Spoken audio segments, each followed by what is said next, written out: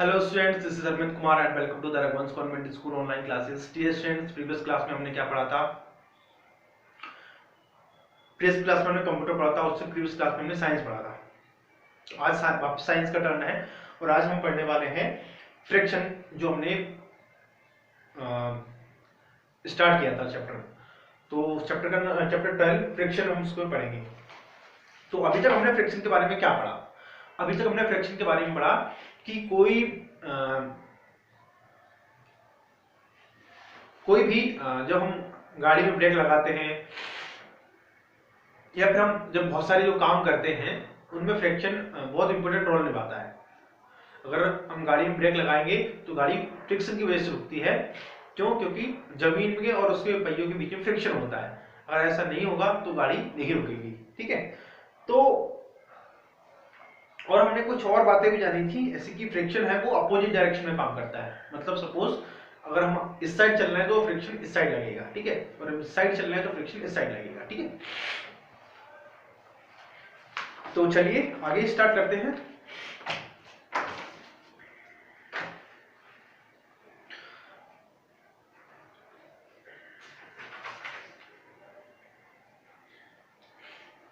कुछ एक्टिविटीज है आपके यहाँ पे।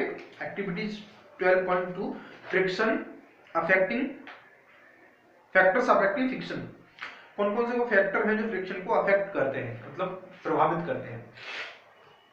तो tie a string around a break,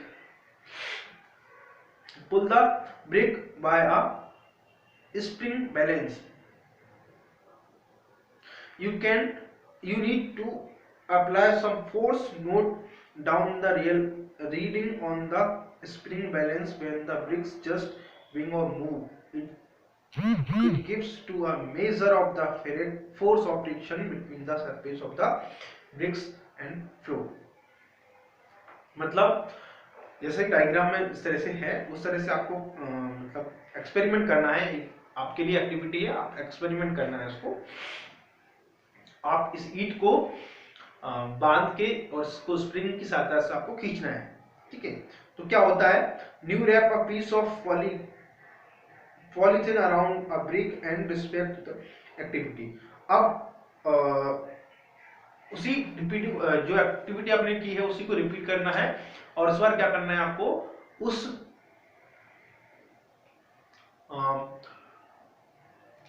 जो ईंट है, उस जो ब्रिक है, उसको पॉलीथिन में रख लेना है। उस पॉलीथिन फिर उसको बांध के फिर उसको खींचना है वापस से। तो आप देखेंगे कि पहले वो ज्यादा ताकत लेती थी, ज्यादा उसमें पुल करना पड़ता था उसको। अब इस बार आपको कम पुल करना पड़ेगा।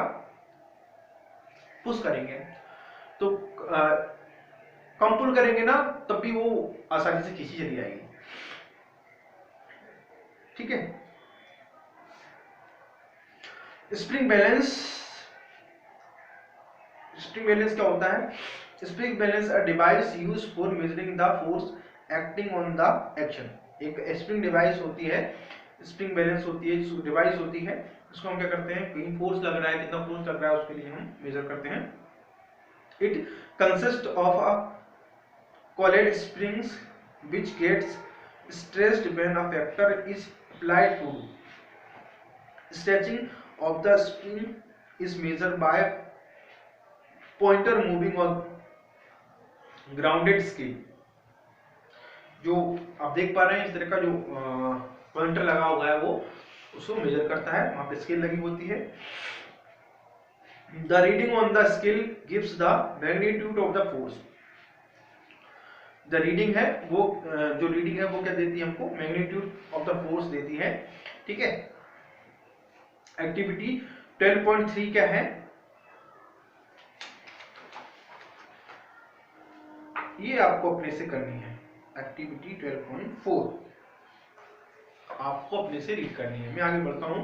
इन which case in the distance covered the minimum by the distance covered by pencil cell difference time tried to reason they discuss the result. Does the distance covered depend on the nature of the surface in which of the cell moves? I shall try the activity by wrapping a piece of sandpaper around the cell. Friction is caused by the irregularities on the two surface is contact. थोड़ा सा वापस से पढ़ता हूं मैं, ध्यान से सुनिएगा. Friction is caused by the irregularities on the two surface in the contact. मतलब ये कि मतलब सिर्फ फ्रिक्शन क्यों होता है कि दो सरफेस होती है, दो सरफेस का होती है, जानते ना, जैसे कि ये है जो सरफेस है, मतलब जो परत है ऊपर की, दो सरफेस है, उनमें जो कांटेक्ट सरफेस है, जो विच इन कांटेक्ट मतलब जो टच में है वो, ठीक है, उनमें क्या होती है, इरेगुलरिटी होती है. मतलब उनमें इरेगुलरिटी, इसको ऐसे समझिए आप, जो खुरदुरी होती है ना, उस तरह से. अगर यही चीज है, यहाँ पे जो बोर्ड देख रहे हैं वो आपका खुरदुरा नहीं है, चिकना है, ठीक है, इसलिए हम इस मार्कर को इस पे आसानी से चला पाते हैं. वहीं हम इस दीवार पे हम चलाएंगे तो उसमें हमको ज्यादा ताकत लगानी पड़ेगी, ठीक है.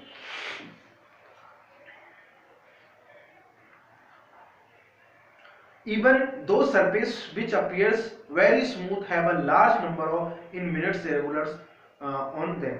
Figure 12.5. Irregularities on the two surface into one another, they have the attempt of move any surface.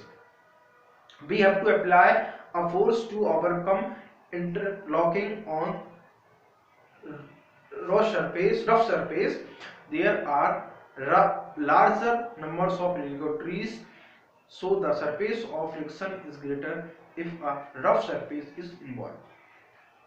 मतलब ये कि रफ सरफेस जहाँ पे हो गया, ऐसे जो बॉल है, ठीक है, ये इसकी तुलना में ये रफ है, मतलब खुरदुरी है, तो इसमें हमको ज्यादा फ्रिक्शन होगा और यहाँ पे कम फ्रिक्शन होगा, ठीक है.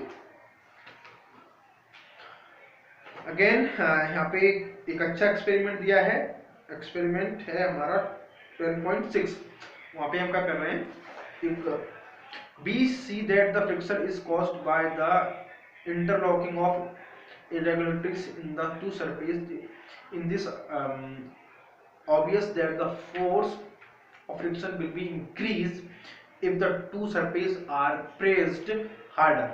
Two surfaces are pressed harder मतलब जब हम दो सरफेस को बहुत ज्यादा हार्ड करके, मतलब प्रेस करके उनको दबा देते हैं. You can experience it by dragging a match when nobody is sitting on it the when and when a person is sitting on it. Recall your experience when last time you moved a heavy box from the one place to another. क्या होता है जब last time आपने किसी बड़े box को एक जगह से दूसरी खिसकाया होगा, क्या होगा. If you can know such experience you get experience now. अगर आपके पास इस तरह का कोई एक्सपीरियंस नहीं है, इस तरह का कोई काम आपने नहीं किया है, तो इस तरह का काम अभी कर सकते हैं. कोई भी कूलर हो सकता है, कोई भी बड़ा बॉक्स हो सकता है आपके घर में, कोई टंकी हो सकती है, उसको आप एक जगह से दूसरी जगह मूव करिए, खिसकाइए. व्हाट इज इजियर, क्या होगा, इजी क्या होगा, to move a box from rest और to move it when it is already in motion. मतलब इजी कौन सा हुआ, the move the box from rest, मतलब कोई रुके हुए बॉक्स को धक्का मारना, या फिर किसी मतलब जो पहले से जो है मोशन में है उसको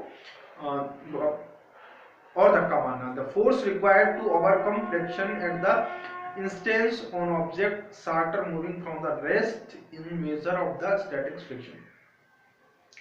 On the other hand, the experience required to keep the object moving with the same object in a measure of sliding friction. When the box starting sliding, the contact points is its surface do not get enough time to lock into contact points on the floor. So the sliding friction is slightly smaller than the static friction, and you find it's somewhat easier to move the box already in motion than to get it started.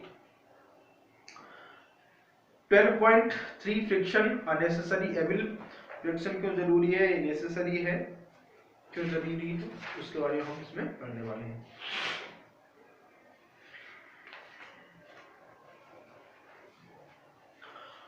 Recall some of your experience in it easier to hold a kulhar, earthen pot or a glass tumbler। कुल्हड़ जिसमें चाय पीते हैं, earthen pot बोलते हैं उसको। The outer surface of the tumbler is greasy or has a thin layer of cooking oil। मतलब जब कोई ग्लास, चिकना ग्लास हम उसको पकड़ते हैं, कहीं उसमें वो चिकना होगा, ठीक है, या फिर वो ज्यादा ही चिकना हुआ है, या फिर उसमें कोई ऑयल वायल लगा हुआ है। Would it come easier to move, difficult to hold, is just think। तो कौन सा जल्दी आपके हाथ में से फिसलने की उम्मीद है? जिस ग्लास पे ऑयल लगा हुआ है, जो चिकना है, वो ग्लास जल्दी फिसल जाएगा, और जो अर्थन पोट है वो नहीं फिसलेगा। Would you like to possible hurt the glass at all if there is no friction? क्या ये पॉसिबल है अगर कि हमारी उसमें फ्रिक्शन नहीं होता तो ये हम उस ग्लास को पकड़े रहते, क्या ऐसे पॉसिबल है? तो ऐसे बहुत सारे एग्जांपल यहाँ पे दिए हैं। दीवार पे हम जब किसी भी कील को ठोकते हैं तो वहां पे फ्रिक्शन काम आता है, हम चलते हैं तो हमारे जूते घिस जाते हैं, वो फ्रिक्शन की वजह से घिसते हैं, ठीक है।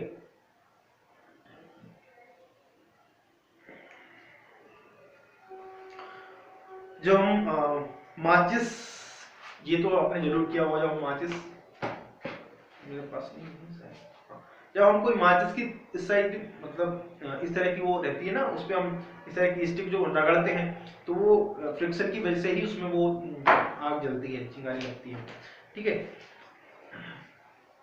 आप डायग्राम में देख सकते हैं, ठीक है। तो इस तरह से हम जब हाथों में भी, ये जो डायग्राम में आप देख रहे हैं ना, उस तरह से सारी चीजें हैं, ये सारे एग्जांपल है फ्रिक्शन की, आपको अपने से रीड करनी है। इनको नेक्स्ट क्लास में पढ़ेंगे। इंक्रीजिंग द रिडक्शन फ्रिक्शन, मतलब फ्रिक्शन का इंक्रीज और रिडक्शन, ठीक है। तो आज के लिए इतना काफी। Thank you for the watching.